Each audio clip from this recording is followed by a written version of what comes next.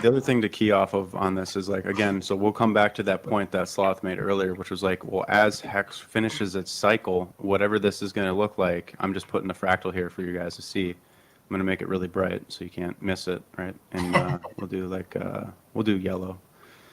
So just look at this here, and like if you do get a rip, you know, because again, there's a shortage of supply, right? We've agreed on that. And if you do get that rip, and then it does decide to consolidate sideways for the rest of the year, you know, maybe that's post fork or pre fork, or you know, if it gets overvalued to a certain level, that might be enough, and then OGs are going to look to take some profit, right?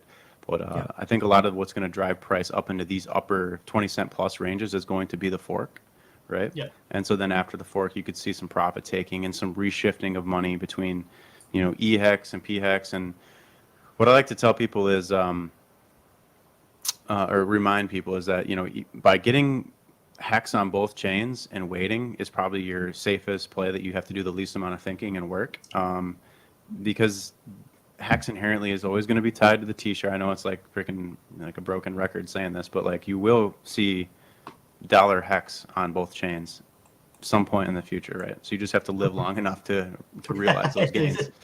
And so this sideways action here that potentially can come in on hex, this is where people are going to look to counter trade. And so what they're going to do is they're going to potentially move their money. So let's say you have E hex and it rips all the way to 40 cents, right? And then the fork happens. Well, people are going to wrap their E hex. Let's say E hex is at 42 cents or something. The fork happens, and P hex launches at like 0.4 of a cent or like 4 cents. I don't know where it's going to land, but it'll land somewhere, and it won't be 40 cents. I don't really necessarily believe in the forced parity idea, at least from the rip. You know, and that's about as much as I want to say publicly right now about that. But so technically, like if you're thinking like this, you could actually, even if hex does a retracement, it's going to take, you know, a long time, like a month and a half to 2 months to go from 40 cents down to, you know, 18 cents. And along that time frame, what this is going to come from is people are going to be wrapping their EHEX, moving it over to PulseChain, and then using that as liquidity on that chain.